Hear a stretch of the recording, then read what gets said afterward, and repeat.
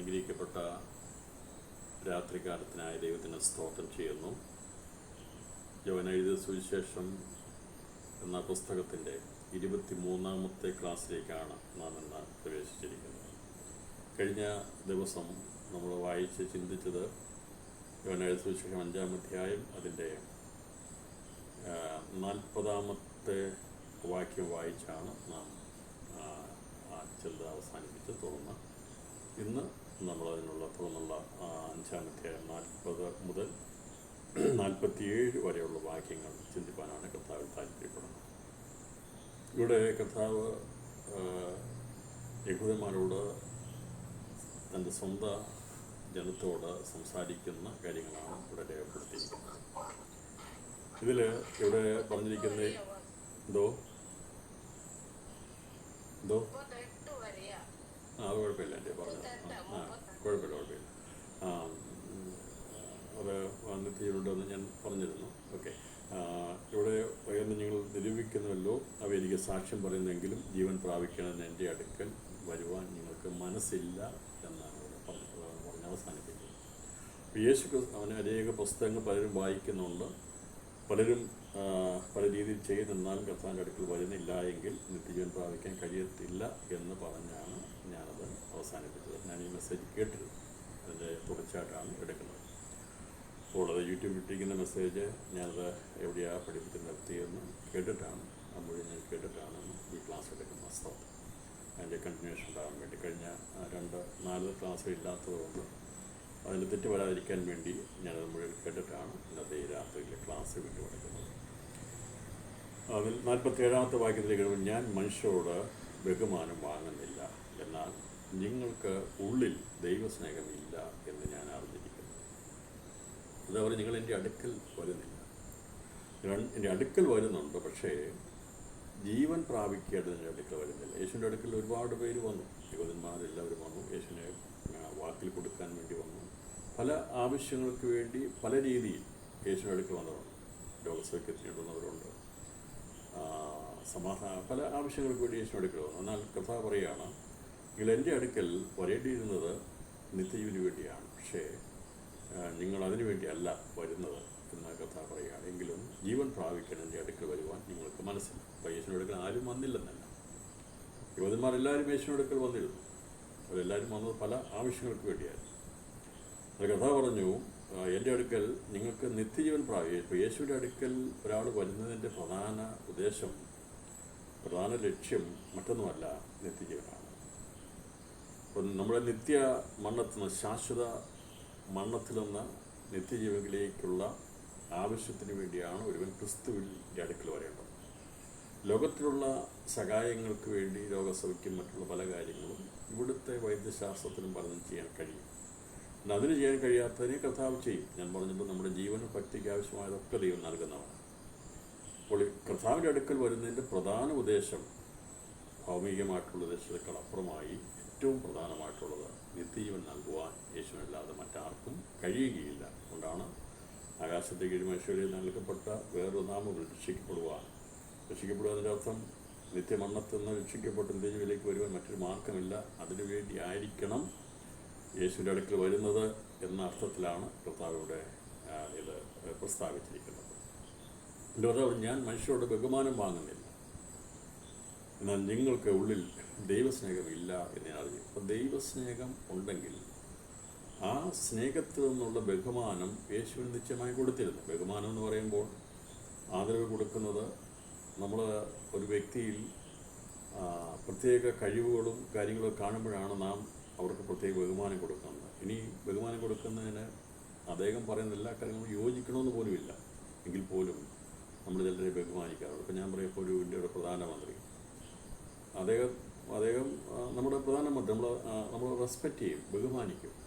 അദ്ദേഹത്തിൻ്റെ രാഷ്ട്രീയത്തോട് നമുക്ക് വേണമെങ്കിൽ യോജിക്കണമെന്നില്ല. അപ്പോൾ അഭിപ്രായത്തോട് യോജിക്കുന്നില്ലെങ്കിലും നമുക്ക് സ്ഥാനത്തിന് ബഹുമാനം കൊടുക്കണം. അതാണ് ദൈവം പറഞ്ഞത്. കർത്താവ് പറഞ്ഞിരിക്കുന്നത്, ഞാൻ പറയുന്നതിനെ നിങ്ങൾക്ക് അംഗീകരിക്കാൻ കഴിയുന്നില്ലെങ്കിലും നിങ്ങളെന്നെ, എൻ്റെ പ്രവൃത്തി കണ്ട് നിങ്ങളെന്നെ ബഹുമാനിക്കേണ്ടിയിരുന്നു, പക്ഷേ നിങ്ങൾ ബഹുമാനിക്കുന്നില്ല. അതിൻ്റെ കാരണം നിങ്ങൾക്ക് ആ സ്നേഹമില്ല. നമ്മളെന്താ നമ്മുടെ അധികാരികളെ സ്നേഹിക്കുന്നത്? എന്താ? നാം നമ്മുടെ രാജ്യത്തെ സ്നേഹിക്കുന്നു, നമ്മുടെ സംസ്ഥാനത്തെ സ്നേഹിക്കുന്നു, നമ്മുടെ രാജ്യത്തെ സ്നേഹിക്കുന്നു. അതുകൊണ്ടാണ് ഏത് പാർട്ടിയുടെ ആര് അധികാരത്തിൽ വന്നാലും നമ്മൾ ആ പാർട്ടി ബേസിനെ ചിന്തിക്കാതെ രാഷ്ട്രത്തെ സ്നേഹിക്കുന്നവർക്ക് ഈ പറയുന്ന ഒരേ ബഹുമാനിക്കാൻ കഴിയത്തുള്ളൂ. അതാണ് എൻ്റെ അർത്ഥം. അപ്പം കർത്താവ് ലോകത്തിൽ വന്നപ്പോൾ കർത്താവ് പറഞ്ഞു, ഞാൻ നിങ്ങളോട് മനുഷ്യരോട് ബഹുമാനം വാങ്ങുന്നില്ല, എന്നാൽ നിങ്ങൾക്ക് ഉള്ളിൽ ദൈവസ്നേഹം ഉണ്ടായിരുന്നെങ്കിൽ നിശ്ചയമായിട്ടും എന്നെ ബഹുമാനിച്ചേനെ. കാരണം യേശുക്രിസ്തുവിൻ്റെ ശക്തിയും അവൻ്റെ പ്രവൃത്തികളും ഒക്കെ അവർ കണ്ടതാണ്, പലരും അത് വിശ്വസിച്ചതാണ്. അത്രമാത്രം അത്ഭുതങ്ങൾ അവിടെ ചെയ്തിട്ടുണ്ട്. കർത്താവ് ചെയ്ത യെരുശലേമിൽ വെച്ച് പെരുന്നാളിൽ ചെയ്തൊക്കെയും കണ്ടതുകൊണ്ട് അവനെ അംഗീകരിച്ചു. അപ്പോൾ നിരവധി അത്ഭുതം അടയാളങ്ങൾ ചെയ്ത് പ്രത്യേകമായിട്ടുള്ള യേശുവിൻ്റെ പ്രവൃത്തികളെ കണ്ടിട്ടും അവനെ അംഗീകരിക്കാൻ കഴിയാതെ പോയതിൻ്റെ കാരണം അവർക്ക് വൈരാഗ്യമായിരുന്നു, പകയായിരുന്നു, യേശുവിനോടുള്ള സ്നേഹമില്ലായിരുന്നു. അപ്പോൾ ദൈവസ്നേഹം ഒരുവിൽ ഉണ്ടെങ്കിൽ, ഞാൻ പറഞ്ഞല്ലോ, വിരുദ്ധ അഭിപ്രായങ്ങളാണെങ്കിൽ പോലും നമ്മളവരെ ബഹുമാനിക്കും. ദൈവമക്കളെ, നമ്മൾ മറ്റേത് മതങ്ങളോ മറ്റുള്ള വിഷയങ്ങളോ വരുമ്പോഴും നമ്മളവരെ ഒരിക്കലും അപമതിക്കുവാനോ നമ്മൾ ബഹുമാനം കൊടുക്കാതിരിക്കാനോ നമുക്ക് പാടില്ല. അവരെ ബഹുമാനിക്കണം. അപ്പം അവരെ ബഹുമാനം കൊടുക്കണം. അതാണ് പറയുന്നത്, ബഹുമാനിക്കേണ്ടവർ ബഹുമാനിക്കണം, ഭയം കാണിക്കേണ്ട ഭയം, ബഹുമാനം കാണിക്കേണ്ട ബഹുമാനം കൊടുക്കണം. അപ്പോൾ ഇവിടെ ആ ഒരു അർത്ഥത്തിലാണ് കർത്താവ് നിങ്ങൾ എനിക്കെന്ത് ചെയ്യുന്നില്ല, ഞാൻ അവരുടെ ബഹുമാനം വാങ്ങിയത്. എന്നാൽ കർത്താവ് ആരാകുന്നു, അവൻ സകല ബഹുമാനത്തിനും പുകഴ്ചയ്ക്കും എല്ലാം യോഗ്യനാണ് എന്നുള്ളത് ദൈവമക്കളാണ് നമുക്കറിയാം. കർത്താവ് ഇത് പറഞ്ഞത്, എനിക്ക് നിങ്ങൾ ബഹുമാനം നൽകണ്ട, പക്ഷേ എന്നെ ബഹുമാനിക്കുന്നത് ആരാണെന്നുള്ളത് നിങ്ങൾക്കറിയത്തില്ല, നിങ്ങൾക്ക് അത് അറിയത്തില്ലെന്നാൽ നാം ദൈവനം പഠിക്കുമ്പോൾ കാണാൻ സാധിക്കുന്നത് വെളിപ്പാട് പുസ്തകം 5-ാം അധ്യായം അതിൻ്റെ 11 മുതലുള്ള വാക്യങ്ങൾ, 4-5 അധ്യായങ്ങൾ പിതാവാം ദൈവത്തെ ബഹുമാനിക്കുന്നതും സ്തോത്രവും സ്തുതിയും അർപ്പിക്കുന്നതും മൂപ്പന്മാർ 4 ജീവികളും ആരാധിക്കുന്നതും, അതുപോലെ തന്നെ ഏറിയ ദൂതന്മാർ ദൈവത്തെ ആരാധിക്കുന്നതിനെക്കുറിച്ച് ഇവിടെ രേഖപ്പെടുത്തിയിരിക്കുകയാണ്. 5-ാം അധ്യായം 14-ാം വാക്യം. പിന്നെ ഞാൻ ദർശനത്തിൽ സിംഹാസനത്തിൻ്റെയും ജീവികളുടെയും മൂപ്പന്മാരുടെ ചുറ്റിൽ വേറെ ദൂതന്മാരുടെ ശബ്ദം കേട്ടു. അവരുടെ എണ്ണം 10,000-ഉം 10,000-ഉം 1,000-1000-ഉം ആയിരുന്നു. അവർ അത്യുച്ചത്തിൽ അറുക്കപ്പെട്ട കുഞ്ഞാട് ശക്തിയും ധനവും ജ്ഞാനവും ബലവും ബഹുമാനവും മഹത്വവും സ്തോത്രവും ലഭിക്കാൻ യോഗ്യനെന്ന് പറഞ്ഞു.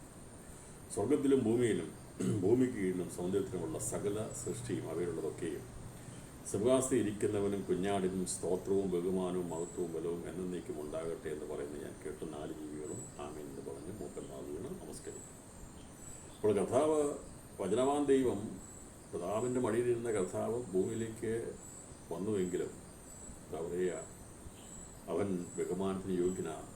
രാപകൽ വ്യത്യാസമില്ലാതെ യഹോവ പരിശുദ്ധൻ പരിശുദ്ധൻ പരിശുദ്ധൻ എന്ന് പറഞ്ഞുകൊണ്ട് സാറാഫുകൾ 2 കൊണ്ട് മുഖം മറിച്ച്, 2 കൊണ്ട് പാദം മൂടി, 2 കൊണ്ട് പറന്നുകൊണ്ട് അവരെന്ത് ചെയ്യാണ്, അവർ യഹോവ പരിശുദ്ധൻ പരിശുദ്ധൻ പറഞ്ഞ ആർത്തുകൊണ്ട് ബഹുമാനത്തോടെ ആരാധിക്കുന്ന ദൈവപുത്രനാണ് ഈ ഭൂമിയിൽ വന്നപ്പോൾ ഞാൻ പറഞ്ഞു, നിങ്ങൾ എന്നെ ബഹുമാനിക്കേണ്ട, നിങ്ങളുടെ ബഹുമാനിക്ക് ആവശ്യമില്ല, എന്നാൽ ഞാൻ ആരാണെന്നുള്ളത് അത് അറിയേണ്ടവർക്കറിയാം എന്ന അർത്ഥത്തിലാണ് ദൈവം പറഞ്ഞത്. നിങ്ങളുടെ ബഹുമാനം എനിക്ക് വേണ്ട, നിങ്ങൾക്ക് ബഹുമാനിക്കപ്പെടും. എന്നും ഈ സന്ദേശം അറിയിക്കുമ്പോൾ യേശുവിനെ പരിഹസിക്കുന്നവരുണ്ട്, അവൻ ആരാണെന്ന് ചോദിക്കുന്നവരുണ്ട്, അവൻ ആരാധന യോഗ്യനാണോ എന്നൊക്കെ ഒരുപക്ഷെ അവനെ പരിഹസിച്ച് സംസാരിക്കുന്നവർക്കാണ്. എന്നാൽ നമുക്കറിയാം, നമ്മുടെ അറുക്കപ്പെട്ട കുഞ്ഞാടാം ദൈവം, അവൻ ബഹുമാനത്തിന് യോഗ്യനാണ്. അതേ ദൂതന്മാർ 1000 ഭൂതഗണങ്ങൾ, യേശു അറുക്കപ്പെട്ട കുഞ്ഞാട്, അവൻ ശക്തിയും ജ്ഞാനവും ബലവും ബഹുമാനവും മഹത്വവും സ്തോത്രവും ലഭിക്കാൻ യോഗ്യനെന്ന് പറഞ്ഞ് അവർ ആരാധിക്കുമ്പോൾ, പഴയ നിയമത്തിലുള്ള ആരാധനയിൽ നിന്ന് വ്യത്യസ്തമായി കുഞ്ഞാടാം ദൈവം ആരാധന യോഗ്യനെന്ന് ഇവിടെ വ്യക്തമായി പറഞ്ഞിരിക്കുക. എന്നിട്ട് പോലും യേശു ആരാധന യോഗ്യനല്ല എന്ന് പഠിപ്പിക്കുന്നവർ ഉണ്ട് എന്നുള്ളത് നാം മറന്നു കളയരുത്. അപ്പോൾ യേശു സർവത്തിനും സകല ബഹുമാനത്തിനും സകല പുകഴ്ചയ്ക്കും ജ്ഞാനത്തിനും ബഹുമാനത്തിനും ബലത്തിനുമെല്ലാം അവൻ യോഗ്യനാണ് എന്ന് ഇന്ന് രാത്രിയിൽ നാം ഇത് പഠിക്കുമ്പോൾ മനസ്സിലാകുന്നു. അപ്പം അന്നും യേശുവിനെ അംഗീകരിക്കാത്തതുകൊണ്ടായിരുന്നു, ഇന്നും യേശുവിനെ അംഗീകരിക്കാത്തതുകൊണ്ട്. പക്ഷേ ഈ ദൈവസ്നേഹമുള്ള നമുക്ക് പറയാൻ കഴിയും, ക്രിസ്തുവിൻ്റെ സ്നേഹം ഉള്ളതുകൊണ്ട് ഞങ്ങളുടെ ബഹുമാന പുരുഷനാണ് നമ്മുടെ കർത്താവായ യേശു ക്രിസ്തു. അവൻ ബഹുമാനത്തിന് യോഗ്യനാണ്, അവന് സകല ബഹുമാനത്തിന് യോഗ്യനാണ്. കാരണം അവൻ്റെ സ്നേഹമാണ് നമ്മെ വിടുവിച്ചത്. ആ വലിയ പ്രവൃത്തി ചെയ്തുകൊണ്ട് അവൻ്റെ മുമ്പിൽ നാം ആദരവോടെയാണ് യേശുവിനെ ആരാധിക്കുന്നത്, ബഹുമാനിക്കുന്നത്. ഇന്ന് രാത്രിയിലും ഈ തിരുവചന പഠനത്തിലും നമുക്ക് പറയാൻ കഴിയുന്നത്, എൻ്റെ കർത്താവ് സകല ബഹുമാനത്തിനും യോഗ്യനാണ്. അപ്പോൾ അന്ന് കർത്താവ് വന്നപ്പോൾ അവനെ ബഹുമാനിക്കേണ്ടതുപോലെ ബഹുമാനിച്ചില്ല. നമുക്കറിയാം, പരീക്ഷൻ്റെ വീട്ടിൽ കർത്താവ് ചെന്നപ്പോൾ യേശുവിന് വേണ്ടതായ ബഹുമാനം കൊടുത്തില്ല. എന്നാൽ അവിടെ പാവനിയായ ഒരു സ്ത്രീയെ കർത്താവോടെ കൊണ്ടിരിക്കുകയും ദൈവത്തിൻ്റെ ആത്മാപ്രേരണപ്പെട്ടവൾ വന്ന് അവൾ കാൽക്കലിരുന്ന് യേശുവിൻ്റെ പാദത്തെങ്കിലിരുന്ന് കരഞ്ഞ് കണ്ണുനീർ കൊണ്ട് കാല് കഴുകി അവളുടെ തലമുടി കൊണ്ട് തോർത്തി യേശുവിനെ അവരുടെ മുമ്പിൽ ബഹുമാനം കാണിക്കാനിടയാത്തവർ. പരീശൻ വെള്ളം കൊടുത്തില്ലെങ്കിലും, തുടയ്ക്കുവാൻ ടവൽ കൊടുത്തില്ലെങ്കിലും, അവിടെ ഒരു സ്ത്രീയെ കർത്താവ് കൊണ്ടുവന്ന് അവൻ ബഹുമാന യോഗ്യനാണ് കൊടുത്തോടെ എത്തുന്നത്. ഇത് കൊടുക്കേണ്ട ബഹുമാനം കൊടുക്കണം, അത് എന്നുള്ളതാണ് ഇവിടെ പറഞ്ഞ കർത്താവ് പറഞ്ഞത്. ഞാൻ പറയുന്നത് ഒരുപക്ഷെ നിങ്ങൾക്ക് അംഗീകരിക്കാൻ കഴിയത്തില്ലെങ്കിലും ഞാൻ ബഹുമാനത്തിന് യോഗ്യനാണ്. പക്ഷേ നിങ്ങളുടെ ബഹുമാനം എനിക്ക് വേണ്ട എന്നർത്ഥത്തിൽ കർത്താവ് പറഞ്ഞത്, അവൻ ആരാധനയ്ക്ക് യോഗ്യനും ബഹുമാനത്തിന് യോഗ്യനും. ഭൂമിയിലായിരുന്നപ്പോഴും അനേകമായിരം ദൂതന്മാർ അവനെ സേവ ചെയ്തിരുന്നു, ശുശ്രൂഷിച്ചിരുന്നു എന്നുള്ളത് നമുക്ക് കാണുവാൻ സാധിക്കുന്നുണ്ട്. ദൈവത്തിൻ്റെ ദൂതന്മാർ അവന് ചുറ്റും ആരാധനയോടുള്ള ബന്ധത്തിലൂടെയാണ്. മനുഷ്യർക്ക് കാണാൻ കഴിയത്തില്ലായിരുന്നെങ്കിലും, നാം അന്നത്തെ നഗ്നതത്വങ്ങൾ കൊണ്ട് മറ്റാരും കഴിയാൻ കഴിയത്തില്ലായിരുന്നെങ്കിലും, യേശുവിന് ചുറ്റുമായി ദൈവത്തിൻ്റെ ദൂത ഗണങ്ങൾ കർത്താവിന് ചുറ്റുമുണ്ടായിരുന്നു. അപ്പോൾ അത് നമുക്ക് ഇപ്പോൾ പറയാൻ സാധിക്കും. ഇന്ന് യേശുവിനെ അംഗീകരിക്കാത്ത ആരെങ്കിലും ഉണ്ടെങ്കിൽ, യേശുവിനെ പരിഹസിക്കുന്നുണ്ടെങ്കിൽ, അവൻ ദൈവമാണോ ചോദിക്കുന്നുണ്ട്, അവൻ ആരും യോഗ്യനല്ല എന്ന് പറയുകയാണെങ്കിൽ, അപ്പോൾ ഞാൻ വെളിപ്പാട് പുസ്തകം 4-5 അധ്യായങ്ങൾ എടുത്ത് വായിപ്പാനിടയാക്കുന്നത്. അതിൻ്റെ അകത്ത് മൂപ്പന്മാർ ആരാധിക്കുന്നവൻ, 4 ജീവികൾ ആരാധിക്കുന്നവൻ, അതുപോലെ ആയിരക്കണക്കിന് സ്വർഗീയ സൈന്യം ആരാധിക്കുന്ന നസനായ യേശുവിനെ അവൻ ബഹുമാനത്തിന് യോഗ്യനാണെന്ന് പുതിയ വിശ്വാസിക്ക് പറയുവാൻ ഒരു സന്ദേഹവുമില്ല. അവർ സ്നേഹത്തോടെ പറയും, എൻ്റെ കർത്താവ്, എൻ്റെ വീണ്ടെടുപ്പുകാരൻ, എന്നെ രക്ഷിച്ചവൻ സകല ബഹുമാനത്തിനും യോഗ്യനാണ് എന്ന് രാത്രിയിൽ നാം ഉറക്കം പറയും. അപ്പോൾ അതിനായി ദൈവത്തിന് സ്തോത്രം ചെയ്യുന്നത്. അപ്പോൾ കാരണം ദൈവസ്നേഹം നമ്മൾ നിറയുമ്പോഴാണ് കർത്താവായ യേശുവിനെ ആരാധിക്കുവാനും ബഹുമാനിക്കുവാനും പുകഴ്ച കരയറ്റുവാനും കഴിയത്തുള്ളൂ എന്നുള്ളതാണ് ഇവിടെ ഈ വാക്കുകളിൽ നിന്ന് മനസ്സിലാകുന്നത്. എൻ്റെ 43-ാം വാക്യം ഞാൻ വായിച്ച് അത് ചില ചിന്തകൾ കൂടുതലായി നമ്മളതിൽ പഠിക്കുവാനുണ്ട്. അതിവിടെ രേഖപ്പെടുത്തുകയും, ഞാൻ എൻ്റെ പിതാവിൻ്റെ നാമത്തിൽ വന്നിരിക്കുന്നു, എന്നെ നിങ്ങൾ കൈക്കൊള്ളുന്നില്ല. മറ്റൊരുത്തൻ സ്വന്തം നാമത്തിൽ വന്നാൽ അവനെ നിങ്ങൾ കൈക്കൊള്ളും. പിതാവ് പറഞ്ഞത് ഭാവിയോടുള്ള ബന്ധത്തിൽ, സംഭവിക്കേണ്ട വിഷയത്തിലുള്ള ബന്ധത്തിലാണ് പറഞ്ഞത്. അന്ന് സംഭവിച്ച സംഭവം, അല്ലെങ്കിൽ അന്ന് പ്രസൻ്റായിരുന്ന 2000 വർഷം മുമ്പ് ലോകത്തിൽ യേശു വന്നപ്പോൾ അന്ന് സംഭവിച്ചുകൊണ്ടിരുന്ന ഒരു കാലഘട്ടത്തിൽ കർത്താവിന് വർത്തമാനകാലത്തിൽ ഞാൻ വന്നിരിക്കുന്നു, നിങ്ങളെന്നെ കൈക്കൊള്ളുന്നില്ല. അന്ന് കർത്താവ് പറയുകയാണ്, ഈ വർത്തമാനകാലത്തിൽ ഇപ്പോൾ ഞാൻ വന്നിരിക്കുന്നു, എൻ്റെ പിതാവിൻ്റെ നാമത്തിൽ വന്നിരിക്കുന്നു. ഏകനായിട്ടല്ല വന്നത്, പിതാവിൻ്റെ നാമത്തിൽ, ദൈവത്തിൻ്റെ നാമത്തിലാണ് വന്നിരിക്കുന്നത്. പക്ഷേ നിങ്ങൾ എന്നെ കൈക്കൊള്ളുന്നില്ല. അത് പറഞ്ഞു, മറ്റൊരുത്തൻ സ്വന്തം നാമത്തിൽ വന്നാൽ അവനെ നിങ്ങൾ കൈക്കൊള്ളും. അതാരാണ് സ്വന്തം നാമത്തിൽ വരുന്ന? ആരാണ്? ഏത്? ക്രിസ്തുവാണ്. അവൻ സാത്താൻ്റെ ഏജൻ്റായി ദൈവമെന്ന് നടിച്ചുകൊണ്ട് സ്വന്തം നാമത്തിൽ മറ്റാരെയും അംഗീകരിക്കത്തില്ല. ഒരു ആരാധനയ്ക്കും പ്രാധാന്യത കൊടുക്കാതെ സകലവും അവരുടെ കൈക്കലാക്കിക്കൊണ്ട് വാഴുന്ന ഒരു ദുഷ്ട അധികാര ശക്തിയായി മറ്റൊരുവൻ വരുമ്പോൾ അവനെ നിങ്ങൾ കൈക്കൊള്ളും എന്നാണ് പറയുക. എന്തുകൊണ്ടാണ് അവരെ കൈക്കൊള്ളാൻ കാരണം എന്നാണ് അതിൻ്റെ അർത്ഥം. അവൻ അഭിനയിക്കുന്നതിനായതുകൊണ്ട്, സത്യമില്ലാത്തനായതുകൊണ്ട്, അവൻ്റെ അഭിനയത്തിൻ്റെ മികവിൽ അന്ന് യഹൂദജനവും മറ്റുള്ളവരും തെറ്റിപ്പോകും എന്നുള്ളത് കർത്താവിൻ്റെ വചനം പഠിക്കുമ്പോൾ നമുക്കാണ്. അതുകൊണ്ട് അവിടെ പറയുന്നത്, സ്വന്തം നാട്ടിൽ വന്നാൽ അവനെ നിങ്ങൾ കൈക്കൊള്ളും.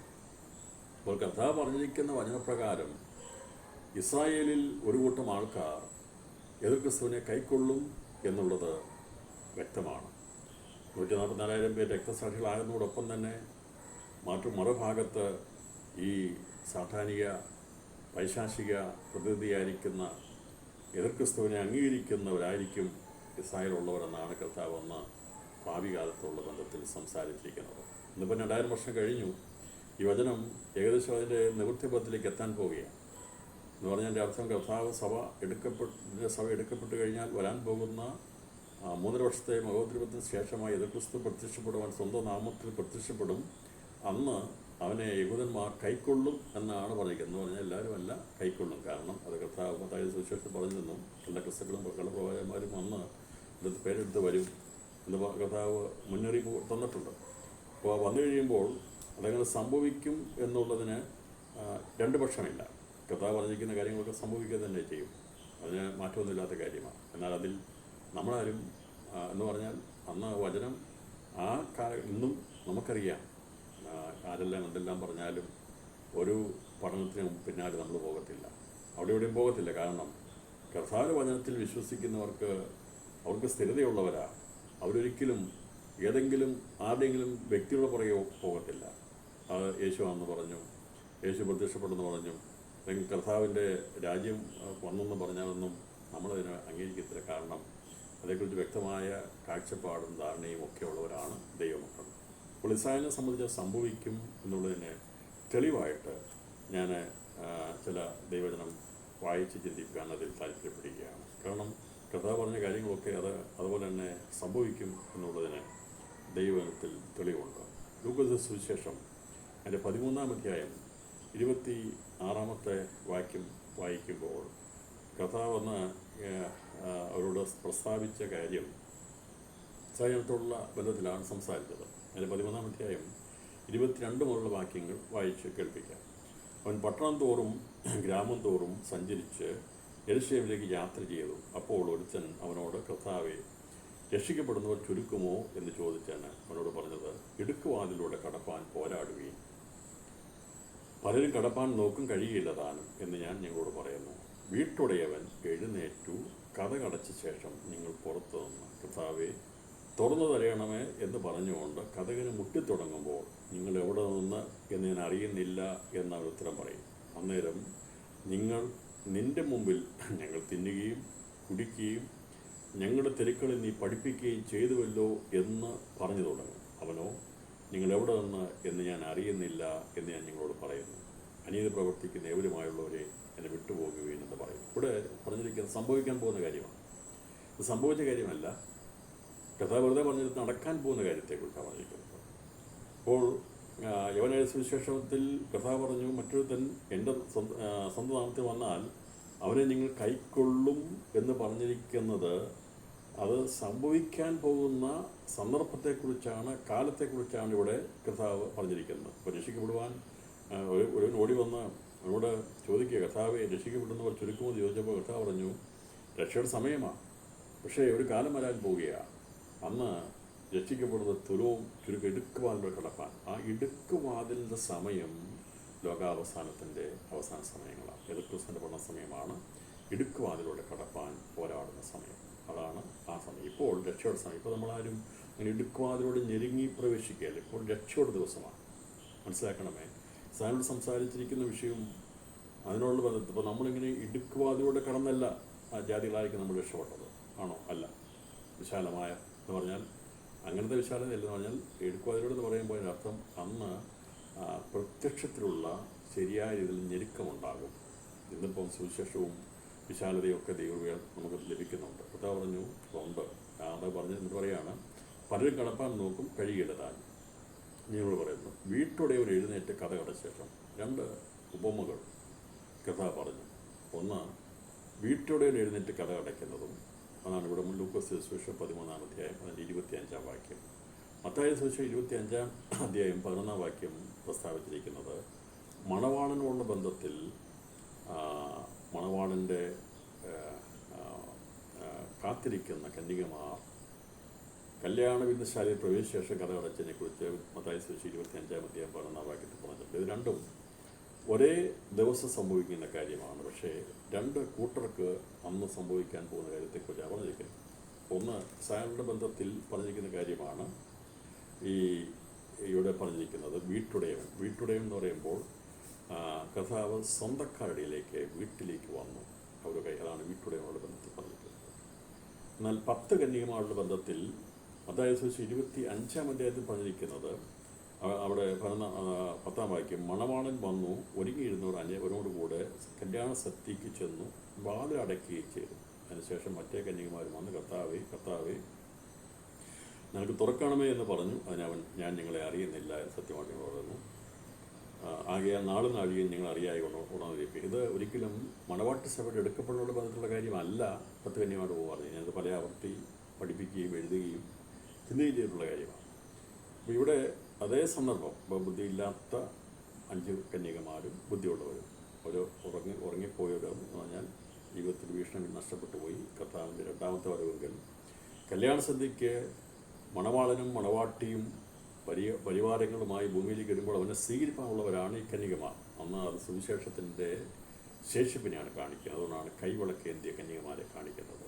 സുവിശേഷം സഭയുള്ള ബന്ധത്തിൽ 7 നിലവിളക്കും 2 നിലവിളക്ക് സ്വർഗദേശം പ്രാപിക്കാനുള്ള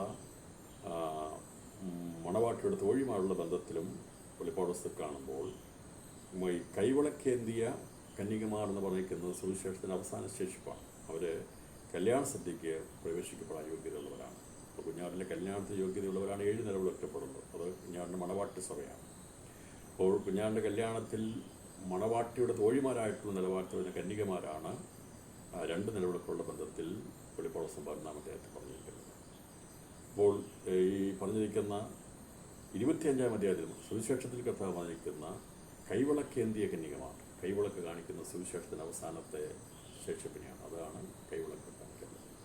അവർ കല്യാണ സദ്യയ്ക്ക് ക്ഷണിക്കപ്പെട്ടവരാണ്. അപ്പോൾ കുഞ്ഞാണ്ട് കല്യാണം കഴിഞ്ഞു, കല്യാണ സദ്യയ്ക്ക് ക്ഷണിക്കപ്പെട്ടവർ ഭാഗ്യവാന്മാരെന്ന് വെളിപ്പാടുസ്തകം പറഞ്ഞിരിക്കുന്നത് ഭൂമി നടക്കാൻ പോകുന്ന കല്യാണ സദ്യയിൽ ക്ഷണിക്കപ്പെട്ടവരുടെ ബന്ധത്തിലാണ് പറയും. ഇതെല്ലാം അതിന് ഒന്നിനോടൊന്ന് മനസ്സിലാക്കി ചിന്തിച്ച് പഠിച്ചെങ്കിൽ മാത്രമേ അതിൻ്റെ വ്യക്തത മനസ്സിലാക്കാൻ സാധിക്കുള്ളൂ. പക്ഷേ പൊതുവെ സഭയോടുള്ള ബന്ധത്തിൽ നമ്മൾ പഠനത്തെക്കുറിച്ച് പഠിക്കുമ്പോൾ ചിന്തിക്കുമ്പോൾ എല്ലാം കൂടെ കൂട്ടിക്കുഴച്ചുള്ള ഒരു ചിന്തയല്ലാതെ ഇതിൻ്റെ ഓരോ കാര്യങ്ങളും എടുത്ത് വസ്തുതാപരമായി ഉള്ള ചിന്തയും പഠനവും കുറഞ്ഞിട്ടുണ്ടോ എന്നൊരു സംശയം എനിക്കുണ്ട്. ഇനിയല്ല, അങ്ങനെ പഠിച്ചിട്ടുണ്ടെങ്കിൽ നല്ലതാണ്. അതല്ലെങ്കിൽ ദിവസങ്ങളിൽ അതിൻ്റെ വസ്തുപരമായ സംഭവങ്ങളെ മനസ്സിലാക്കി എന്തൊക്കെയാണ് എങ്ങനെയൊക്കെയാണ് സംഭവിക്കുന്നുള്ളതൊന്ന് 7 നിലവിളക്ക് എന്താണ്, 2 നിലവിളക്ക് എന്താണ്, കൈവിളക്ക് എന്താണ് എന്നൊക്കെയുള്ളത് ഒന്ന് വേർതിരിച്ച് ചിന്തിക്കാനുള്ള താല്പര്യവും അതിന് മനസ്സിലാക്കി എടുക്കാനുള്ള കഴിവുകളും ഈ ദിവസം ഉണ്ടാകട്ടെ എന്ന് ഞാൻ ആഗ്രഹിക്കുകയും വചനത്തിനടിസ്ഥാനത്തിൽ അത് വെളിപ്പെടുത്തി മനസ്സിലാക്കി എടുക്കുകയും ചെയ്യണം. ഏതെങ്കിലും പറയുന്നതുകൊണ്ടല്ല,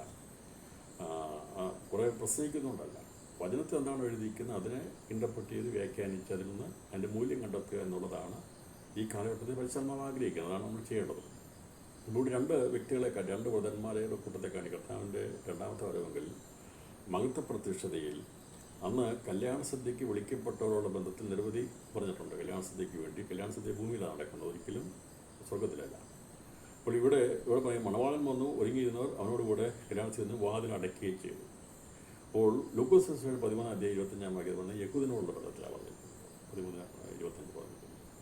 അപ്പോൾ അവിടെ പറഞ്ഞിരിക്കുന്നത് അപ്പോൾ ഈ 25-ാം അധ്യായം 10 അതിൻ്റെ 1 മുതൽ ഈ 13 വരെയുള്ള വാക്യങ്ങൾ പറഞ്ഞിരിക്കുന്നത് ദൈവസഭയുടെ ശേഷിപ്പിലുള്ളവരെയുള്ള ബന്ധത്തിലാണ് പറഞ്ഞിരിക്കുന്നത്. ഇതാണ് അവിടെ ഈ പറഞ്ഞിരിക്കുന്ന ഭാഗം. എന്നാൽ ലൂക്കോസ് സുവിശേഷം നമ്മൾ വായിച്ച 13-ാം അധ്യായത്തിൻ്റെ 22 മുതലുള്ള ഭാഗങ്ങൾ പറഞ്ഞിരിക്കുന്നത് ഇസ്രായേലിൻ്റെ ബന്ധത്തിലാണ്.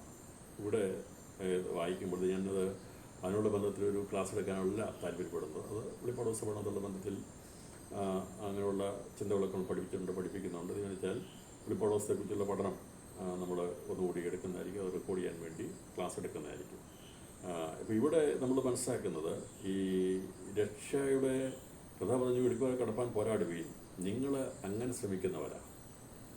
നേരായൊരു മാർഗം യഥാർത്ഥമായ വഴി വെളിപ്പെടുത്തിട്ടും ഈ ഓടി വന്നോട് കഥ പറയുക, നിങ്ങൾ അങ്ങനെ ദൈവം ഒരുക്കിയ വഴിയിലൂടെ പ്രവേശിക്കുന്നവരല്ല. നിങ്ങൾക്കതിനെ എല്ലാവർക്കും അതിനെ അംഗീകരിക്കാൻ കഴിയത്തില്ല. വളരെ മുമ്പ് കഥ പറഞ്ഞത് ബഹുമാനം തരുന്നില്ല, രക്ഷപ്രായപ്പം എൻ്റെ അടുക്കൽ വരുന്നില്ല. അപ്പോൾ അത്രയും വഴി സ്വർഗീയ പിതാവാം ദൈവം ഈ സ്വന്തം ആൾക്കാർക്ക് വേണ്ടി, സ്വന്തം ജനത്തിന് വേണ്ടി അവിടെ തുറന്നിട്ടും അവർക്കത് മനസ്സിലാക്കി. കഥ പറഞ്ഞ് ഇപ്പോഴൊന്നും നിങ്ങളിത് വരത്തില്ല, നിങ്ങൾ ഇടുക്കുമല്ല കടപ്പാൻ പോരാടും. പലരും കടപ്പാൻ നോക്കി കഴിയില്ല. കഥ പറഞ്ഞു അവസാന സമയത്ത് പലരും ശ്രമിക്കും, പക്ഷെ നടക്കത്തില്ല. ഞാനിവിടെ പറയുന്നു, വീട്ടുടെ അവർ എഴുന്നേറ്റ് കഥ കടച്ച ശേഷം നിങ്ങൾ പുറത്ത് നിന്ന് കുറച്ച് പേര് പ്രവേശിക്കും കല്യാണസദ്യക്ക്. മണവാളൻ്റെ തോഴ്മക്കാർ ആയിട്ടുൾപ്പെടുന്ന അവരോടുകൂടെ മണവാളൻ്റെ തോഴ്മക്കാരായിട്ടുള്ള പഠന വിശുദ്ധന്മാർ അവർ സ്വർഗദേശ പ്രാപിച്ചവരാണ്. നല്ല ഇസ്രായേലിൽ നിന്ന് പന്തിക്കിരിക്കാൻ യോഗ്യത പ്രാപിക്കുന്നവർ ഉണ്ട്, യുവതന്മാരുടെ കൂട്ടത്തിൽ നിന്നുണ്ട്. അവരും കല്യാണസദ്യക്ക് പ്രവേശിക്കാതെ ഇടുക്കുവാതിലൂടെ കടക്കുന്നവരാണ്. എന്നാൽ വീട്ടുടയവൻ എഴുന്നേറ്റ് കഥ അടച്ച ശേഷം നിങ്ങൾ പുറത്തുനിന്ന് കർത്താവ് തുറന്നു തരണമേ എന്ന് പറഞ്ഞുകൊണ്ട് കഥയിന് മുട്ടിത്തുടങ്ങുമ്പോൾ നിങ്ങൾ എവിടെ നിന്നെന്ന് അറിയുന്നില്ല. കർത്താവിന് മുമ്പന്മാർ പെമ്പന്മാരും പെമ്പന്മാർ മൂവന്മാരായിത്തീരുമെന്ന് പറഞ്ഞു. ഈ മൂമ്പന്മാരായി അന്ന് നടക്കുന്ന അനേകർ ഈ കള്ള ഉപദേശത്തിന് മുമ്പിൽ അവർ വീണുപോകും, അതിൽ ആകർഷിക്കപ്പെട്ടു പോകും. സ്വന്തം നാമത്തിൽ വരുന്ന എതിർക്രിസ്തുവിനെ അവർ അംഗീകരിച്ചു പോകും. കാരണം അവൻ വലിയ അത്ഭുതങ്ങൾ അടയാളങ്ങളൊക്കെ കാണിച്ച് അവർ അഭിനയിക്കുന്നതുകൊണ്ട് അതിൽ വീണു പോകും, അവർ വഞ്ചിക്കപ്പെട്ടു പോകും എന്നുള്ളതാണ് നമുക്ക് ഈ തിരുവചനം ശരിക്കും പഠിക്കുമ്പോൾ നമുക്കത് വസ്തുക്കളെ മനസ്സിലാക്കി കാണാൻ സാധിക്കും. അതിൻ്റെ അടിസ്ഥാനപരമായ വചനം ഇതാണ്: എൻ്റെ പിതാവിൻ്റെ നാമത്തിൽ വന്നിരിക്കുന്നു എന്ന് നിങ്ങൾ കൈക്കൊള്ളുന്നില്ല, മറ്റൊരു സ്വന്തം നാമത്തിൽ വന്നാൽ അവനെ നിങ്ങൾ കൈക്കൊള്ളും എന്ന് പറഞ്ഞിരിക്കുന്ന ആ വചനത്തിൻ്റെ അടിസ്ഥാനത്തിൽ നമ്മൾ ചിന്തിക്കുമ്പോൾ ഈ എതിർക്രിസ്തുവിനെ അവൻ വന്ന് അവൻ്റേതായിട്ടുള്ള പഠിപ്പിക്കലൊക്കെ നടത്തുമ്പോൾ തെറ്റായിട്ട് ഇവർ യേശുവാണ്, അഭിഷിക്തനാണ്, മശികയാണ് എന്നുള്ള ചിന്താഗതിയിൽ ഇവർ അവനെ അംഗീകരിക്കും. അതുകൊണ്ടാണ് ഇവർ പറയുന്നത്, ഞങ്ങൾ തിന്നുകയും കുടിക്കുകയും ഞങ്ങളുടെ തെരുക്കളിൽ നീ പഠിപ്പിക്കുകയും ചെയ്തുവല്ലോ എന്ന് പറഞ്ഞു തുടങ്ങും. അത് കർത്താവ് ഒന്നാമത് വന്ന സമയത്തെക്കുറിച്ചുള്ള കാര്യമല്ല പറഞ്ഞിരിക്കുന്നത്, അതല്ല, അന്ന് പറഞ്ഞു തുടങ്ങും. അന്ന് ബൈബിളിനകത്ത് ഓരോ അക്ഷരങ്ങൾക്കും ഓരോ വാക്കുകൾക്കും അതിൻ്റേതായിട്ടുള്ള അർത്ഥ വ്യാപ്തിയുണ്ട്.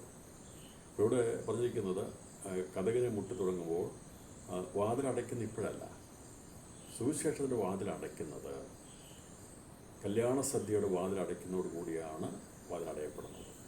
കല്യാണസദ്യയുടെ വാതിലടയപ്പെടുന്നതോടുകൂടി അന്നാണ് സുവിശേഷത്തിൽ വാതിൽ തുറക്കപ്പെട്ടത്. ക്രിസ്തു മുഖാന്തരം തുറക്കപ്പെട്ടു. അപ്പോൾ പരിശുദ്ധാത്മാവ് വന്ന് യേശുക്രിസ്തു വന്ന സുവിശേഷം അറിയിച്ചു. അത് പരസ്യമായി പരിശുദ്ധാത്മാവിനാൽ ഘോഷിക്കപ്പെട്ട് യേശുക്രിസ്തു പൊതുവഴി തുറന്ന രക്ഷയുടെ വാതിൽ അടയപ്പെട്ടിട്ടില്ല, സുവിശേഷ വാതിൽ അടയപ്പെട്ടിട്ടില്ല. എന്നാൽ ആ വാതിൽ അടയ്ക്കുന്നത് ആരാണോ തുറന്നത് അവൻ തന്നെ അടയ്ക്കുന്നത്. കർത്താവ് പറഞ്ഞു, അവൻ തുറന്നാൽ ആരും അടയ്ക്കുകയില്ല, അവൻ അടച്ചാൽ ആരും തുറക്കുകയില്ല.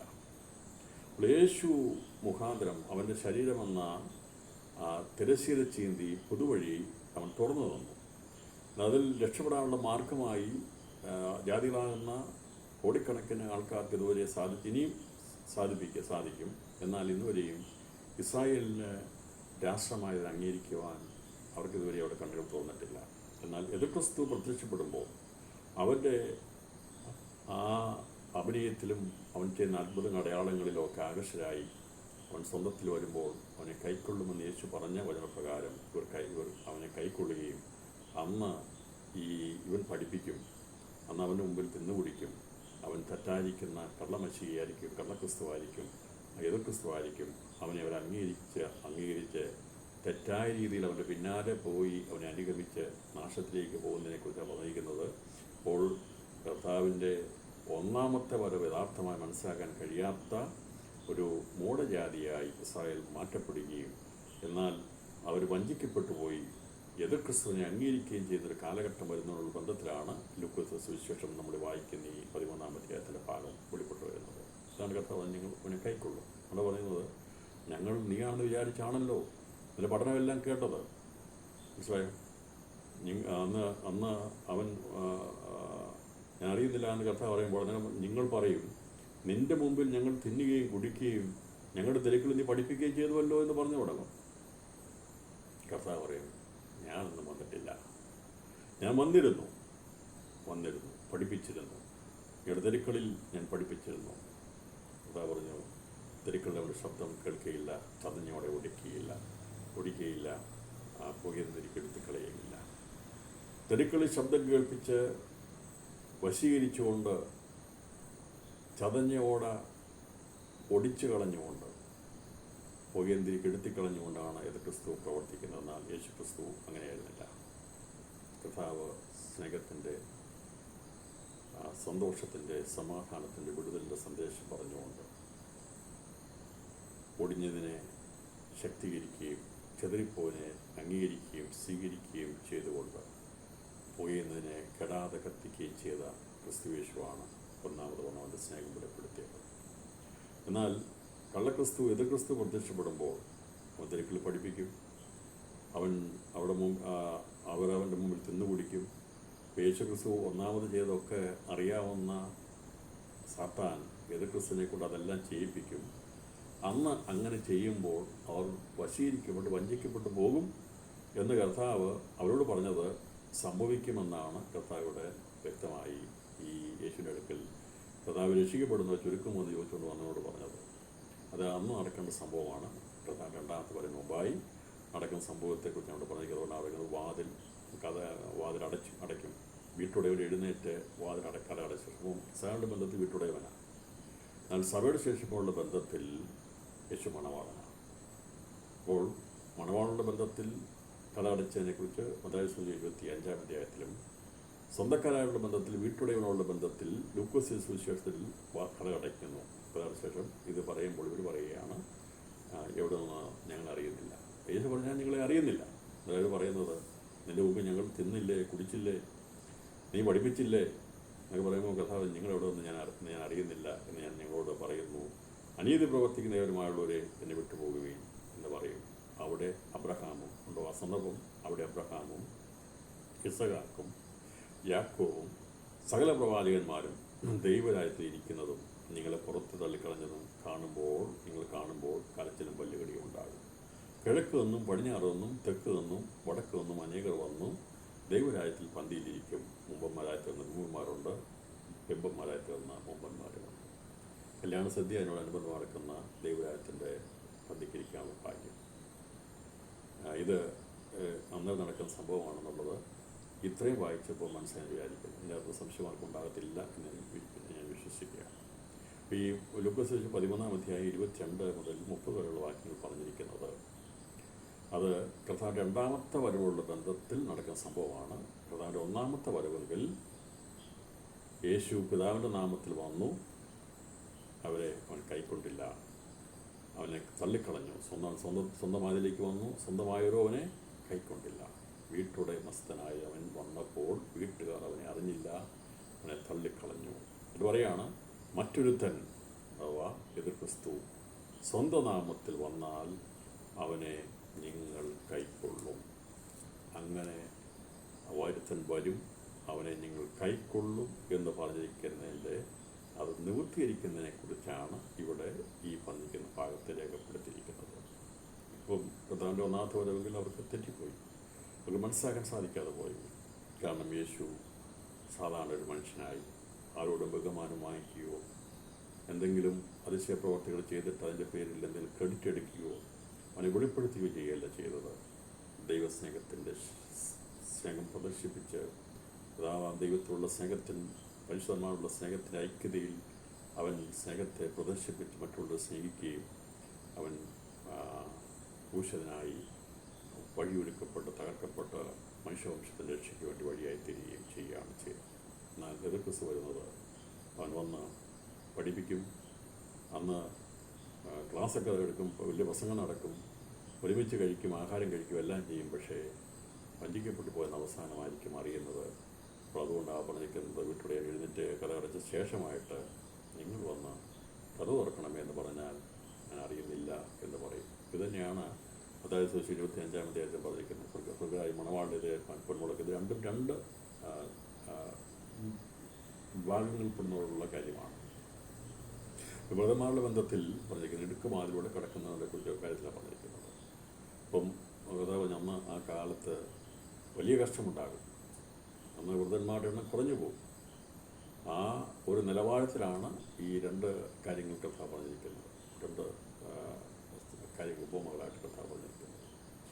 ഇനി 25-ാം തീയതി ഞാനത് മുഴുവൻ വായിച്ച് അതിലേക്ക് പോകാൻ ആഗ്രഹിക്കുന്നില്ല. ബുദ്ധിമുട്ട് ആരാണെന്നുള്ളത് മനസ്സിലായി. ബുദ്ധിയില്ലാതെ വിളക്കെടുത്ത് അവർ ഇല്ലാത്തവരായിരുന്നു. വിളക്കൊക്കെ എടുത്ത് മുമ്പിൽ നിൽക്കുന്നവർ ബിംബന്മാരായിട്ടിരിക്കുന്നു. പക്ഷേ അതിനകത്തും ഈ ജീവിതമുള്ളവർ വലിയ മുമ്പിലൊന്നും നിൽക്കത്തില്ല. അവരൊക്കെ ഒതുങ്ങിക്കൂടിയൊക്കെ നിൽക്കും. പക്ഷേ സമയത്ത് കത്തിക്കാൻ അവിടെ കാണും. ഇവിടെ ഇസ്രായേലിനോട് ബന്ധത്തിൽ യഹൂദന്മാരുടെ മുമ്പിൽ നിൽക്കുന്ന ഒരുപാട് പേര് കാണും. ഞങ്ങളാണെന്ന് പറഞ്ഞ് നിൽക്കും. പക്ഷേ കാര്യം നടക്കുമ്പോൾ ഒരു ബന്ധപ്പെട്ടു പോകും. പിമ്പി നിൽക്കുന്ന പാവങ്ങളായി സാധാരണക്കാരായിരിക്കുന്നവർ അന്നവിടെ പ്രവേശിക്കുവാൻ വഴിയെത്തി. അതാണ് ഇവിടെ പറഞ്ഞതിൻ്റെ അർത്ഥം. ഇത് മനസ്സിലായതുകൊണ്ട് ഞാൻ അതിലേക്ക് ഇന്ന് രാത്രി കൂടുതൽ ഇനി അതേക്കുറിച്ച് ചിന്തിക്കാൻ ആഗ്രഹിക്കുന്നില്ല. അപ്പോൾ എന്താണ് ഈ 41-ാം അധ്യായത്തിൽ പറഞ്ഞിരിക്കുന്നതിൻ്റെ വിഷയം എന്നുള്ളത് മനസ്സിലായി ഞാൻ വിശ്വസിക്കുന്നു. അപ്പോൾ ഞാൻ എൻ്റെ പിതാവിൻ്റെ നാമത്തിൽ വന്നിരിക്കുന്നു.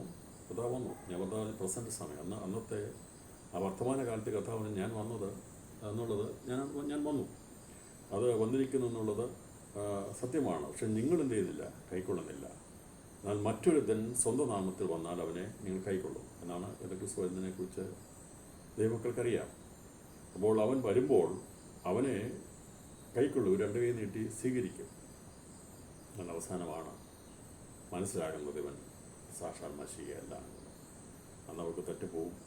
ഓടി വന്ന് കഥകടച്ച് കഴിയുമ്പോൾ വന്ന് വാതിക്കൽ നിന്ന് മുട്ടുമ്പോൾ കർത്താവ് പറയും, വീട്ടുടയൻ പറയും, കെട്ടുപണിയുന്നതിന് കഥ അടച്ച ശേഷമേ ഒരുങ്ങിയിരിക്കുന്നവർ, അതിനു വേണ്ടി കാത്തു നിൽക്കുന്നവർ അവർ മണവാളൻ്റെ കൂടെ എന്തു ചെയ്യും, പ്രവേശിക്കും.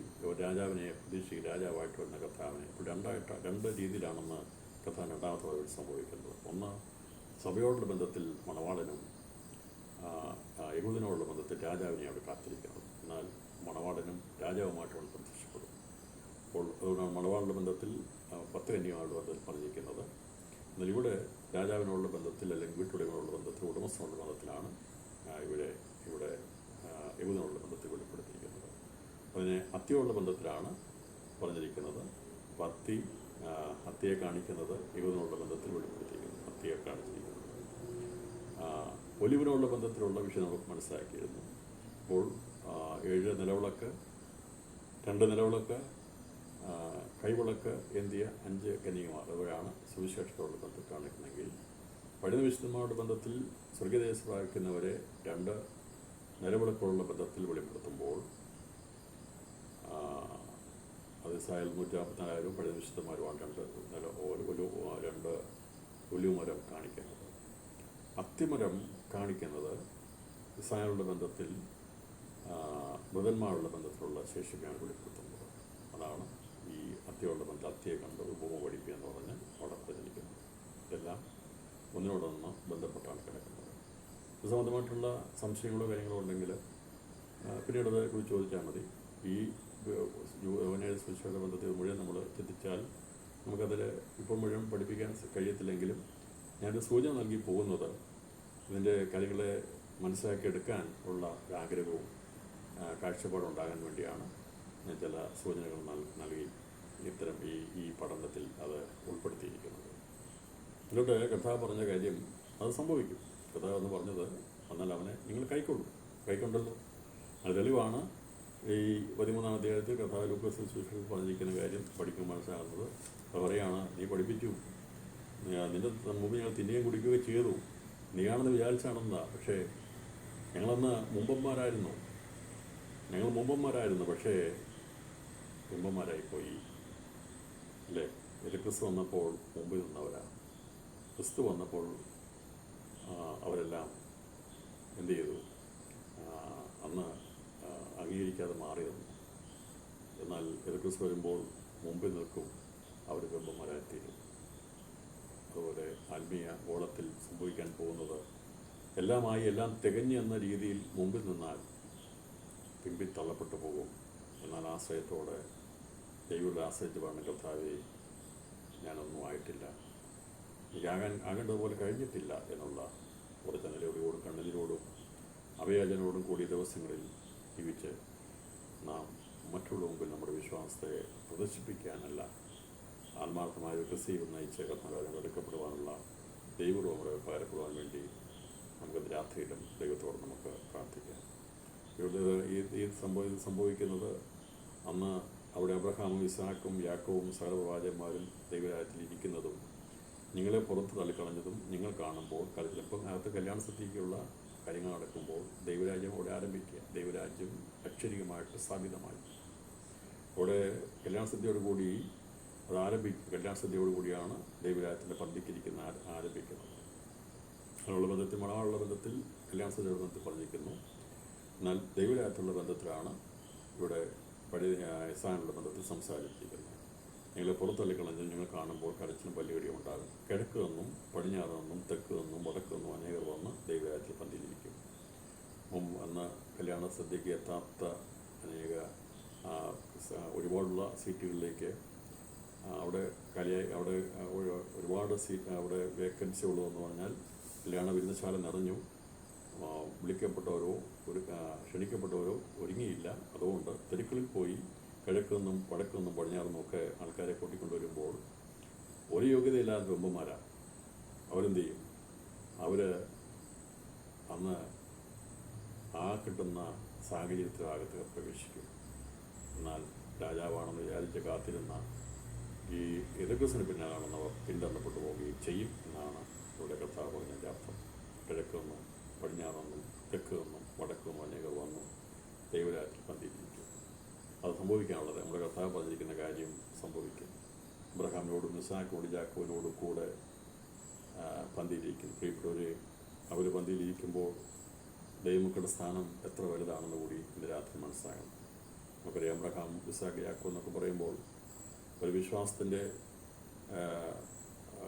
ഇസ്രായേലിൻ്റെ ഒക്കെ പിതാക്കന്മാരാണ്. എന്നാൽ അതിനേക്കാൾ എത്രയോ ശ്രേഷ്ഠമേറിയ പദവിയാണ് മണവാളൻ്റെ മണവാട്ടിക്ക് ലഭിക്കുന്നത്. അതുകൊണ്ട് പഴയ വിശുദ്ധന്മാർക്ക് ലഭിക്കാതിരുന്ന ഭാഗ്യം നമുക്ക് ദൈവകൃപയാൽ ഈ കാലഘട്ടത്തിൽ ലഭിച്ചിട്ടുണ്ട്. അവരൊക്കെ ദൈവരാജ്യത്തിൽ പന്തിക്കിരിക്കുവാനും ഒക്കെയുള്ള ഭാഗ്യമേ ലഭിക്കുന്നുണ്ടെങ്കിൽ കുഞ്ഞാടിനോടുകൂടെ സിംഹാസനത്തിരിപ്പാനുള്ള ഭാഗ്യപദവി ലഭിച്ചിട്ടുള്ളവരാണ് മണവാട്ടി സഭ. അതുകൊണ്ട് നമ്മുടെ വിളിയെക്കുറിച്ചുള്ള കാഴ്ചപ്പാടിൻ്റെ രാത്രിയിലും ഉറപ്പാക്കണം. ഇവിടെ വിളി എന്താണ്? എന്തിനു വേണ്ടിയാണ് ഞാൻ ക്രിസ്തുവിന് പിന്നാലെ സഞ്ചരിക്കുന്നുള്ളതായ ആ വിളിയുടെ മാഹാത്മ്യം ഈ ദിവസങ്ങളിൽ മനസ്സിലാക്കാം. അബ്രഹാമും ഇസ്ഹാക്കും യാക്കോബും അവരൊക്കെ പഴയ നിയമത്തിൻ്റെ ശ്രേഷ്ഠന്മാരായിട്ടുള്ളവരാണ്. ഞാൻ പറഞ്ഞല്ലോ, അവർക്കൊന്നും യേശുവിനോടുകൂടെ സിംഹാസനത്തിരിക്കാനുള്ള അധികാരമില്ല. എന്നാൽ കൃപയാൽ ഈ കാലഘട്ടങ്ങളിൽ പരിശുദ്ധാത്മാവ് സഭ സ്ഥാപിതമായ അന്നു മുതൽ സഭ എടുക്കപ്പെടുന്നവരെയും ഉള്ള ആ സമയത്തിൻ്റെ പരിധിക്കുള്ളിൽ ജീവനോടിരിക്കുന്നവർ ഏത് മനുഷ്യനും ഏത് ജാതിയിലും മുസ്ലിംപ്പെട്ടവർക്ക് ഏത് കുലത്തിലും ഏത് ഭാഷയിലും ഉള്ളവർക്ക് ഇന്ന് രാത്രി സ്വർഗീയ വിളിക്ക് ഓഹരിക്കാരെത്തിരാനുള്ള ഭാഗ്യമുണ്ട് എന്നുകൂടി ഞാൻ ഈ സന്ദേശത്തിൽ ഉൾപ്പെടുത്തുകയാണ്. സ്വർഗീയ വിളിക്ക് ഓഹരിക്കാരെത്തിരുവാൻ ഭാഗ്യം ലഭിച്ചവർ, അവർക്ക് ലഭിക്കുന്ന പദവി കുഞ്ഞാടിനോട് സിംഹാസനത്തിരിക്കാനുള്ള പദവിയാണ്. പഴയ വിശുദ്ധന്മാർക്കോ മറ്റാർക്കും ലഭിക്കാത്ത ഭാഗ്യം നമുക്ക് ലഭിക്കുന്നതുകൊണ്ട് നമുക്കതിനൊരു യാതൊരു യോഗ്യതയുമില്ല. എന്നാൽ കൃപയാൽ ഇത് മനസ്സിലാക്കിയെടുക്കുന്നതുകൊണ്ട് നെടുമ്പാടുകൊണ്ട് പ്രാർത്ഥിച്ചോണം, കർത്താവെ എങ്ങനെയെങ്കിലും എന്നെ കൂടി ഓർക്കണം, എൻ്റെ പ്രിയപ്പെട്ടവരെ കൂടി ഉൾപ്പെടുത്തണമേ. അങ്ങ് വരുമ്പോൾ കർത്താവെ എന്നെ ഓർക്കണമേ, മറന്നു കളയരുതേ എന്നുള്ള ആത്മാർത്ഥമായ നിലവിളിയും കരച്ചിലും ആഗ്രഹവും ഈ ദിവസങ്ങളിൽ ദൈവസഭയ്ക്ക് ഉണ്ടാകണം എന്നുള്ളത് ഞാൻ ഏത് ക്ലാസ് എടുത്താലും ഏത് മെസ്സേജ് എടുത്താലും എൻ്റെ മെസ്സേജിനകത്ത് ഉൾപ്പെടുത്തുന്നൊരു ഭാഗമാണ്. അതുകൊണ്ടാണ് ഇന്ന് രാത്രിയിലും ഈ സന്ദേശം ഞാൻ ഇതിനകത്ത് ഉൾപ്പെടുത്തുന്നത്. നമുക്ക് ദിവസങ്ങളിൽ ദൈവത്തോട് യാചിക്കാം, ദൈവത്തോട് പ്രാർത്ഥിക്കാം. അത് ജീവനോടിരുന്നാലും അല്ല നാം മരിച്ച ശേഷമാണെങ്കിലും ആ പദവിക്ക് യോഗ്യമായി തീരുവാനുള്ള ദൈവം നമ്മളെ ആരും അറിയത്തില്ലായിരിക്കും, സാരമില്ല. ആരും നമ്മളെ ബഹുമാനിക്കത്തില്ലായിരിക്കും, കർത്താവിന് സാരമില്ല.